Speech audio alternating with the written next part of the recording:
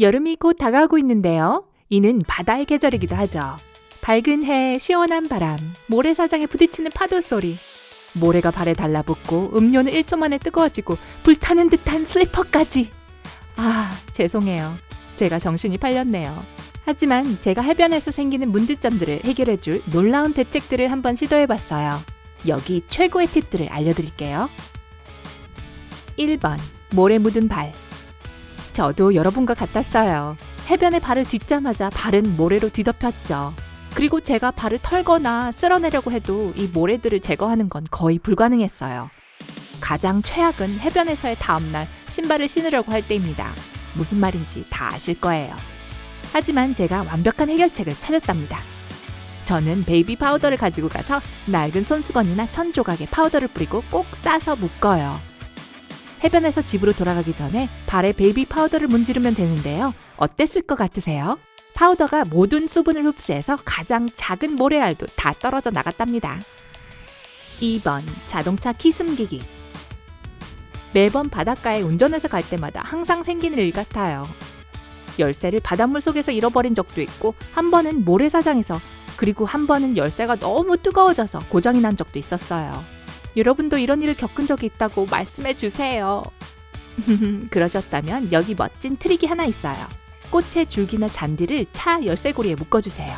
그리고 나서 키를 타이어 속에 끼워 넣어서 키가 타이어 안쪽에 매달려 있게 만들어주세요. 짜잔! 이제 바닷가에서 열쇠를 잃어버릴까봐 걱정하지 않으셔도 돼요. 3번, 여러분의 귀중품을 위한 금고. 가끔 혹은 대부분의 경우 여러분은 혼자 훌쩍 바닷가에 가고 싶을 때가 있죠. 하지만 이 경우 단점은 여러분의 물건을 봐줄 사람이 없다는 것입니다.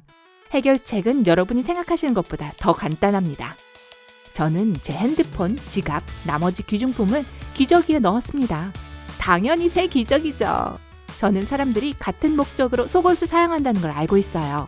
믿으셔도 좋아요. 도둑들이 속옷이나 기저귀를 훔쳐갈 생각은 하지도 못할 테니까요. 4번, 두통 해결하기. 매번 수영을 하러 갈 때마다 보통 저는 끔찍한 두통을 겪고는 했는데요.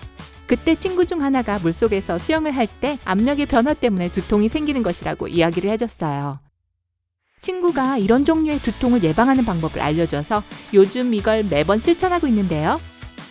물속에 들어가기 전에 저는 코를 잡고 입을 닫은 상태로 머릿속에 압력을 만들기 위해 약 5초 동안 숨을 내쉽니다.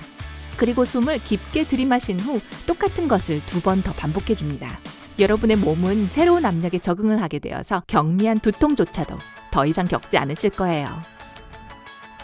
5번, 방수 핸드폰 케이스. 다행히 제게는 아직 생긴 적 없는 일이지만 물이나 모래 때문에 스마트폰이 고장난 공포스러운 이야기를 들은 적이 있어요. 제 핸드폰은 제가 금고로 사용하던 편리하고 작은 기저귀에 들어있지 않아요.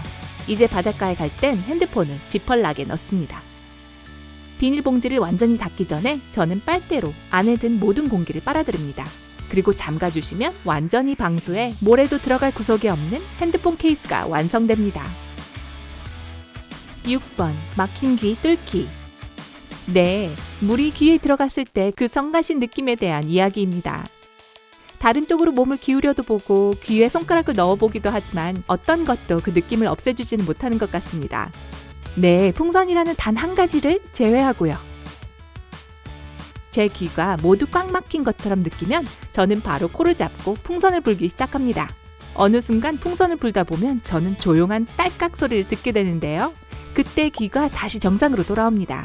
그러니까 다음번 바다에 가실 땐 풍선을 가지고 가는 것 잊지 마세요. 7번, 빨리 음료수를 차갑게 만드는 법.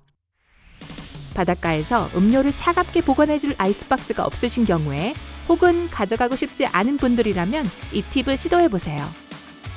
떠나기 몇 시간 전에 플라스틱 병에 물을 반 정도 붓고 냉동고에 넣습니다. 다 얼면 꺼내서 해변에 가져가 주세요. 얼음병에 음료를 조금씩 부으면 병 속의 얼음이 음료수를 즉시 시원하게 만들어줄 거예요. 8번, 완벽한 해변 패션 준비. 발가락 사이로 모래를 느끼는 것은 멋지지만 수건이나 의자가 모래로 뒤덮이는 것은 전혀 그렇지 않습니다. 특히 바람이 불어서 곳곳에 모래를 묻게 만들 때 말이에요. 아휴. 그래서 저는 의자나 수건을 사용하는 대신 저는 매트리스 커버를 펼친 후에 가방, 옷, 슬리퍼처럼 무거운 물건으로 코너를 조정합니다. 물이 없는 아이들 풀장 같은 모습처럼 보이기도 해요. 덕분에 여러분의 물건들은 이 임시벽의 보호를 받을 수 있게 됩니다. 9번. 시원한 슬리퍼. 단 몇 분만 해변에 앉아 있었는데도 슬리퍼는 엄청나게 뜨거워질 수 있습니다.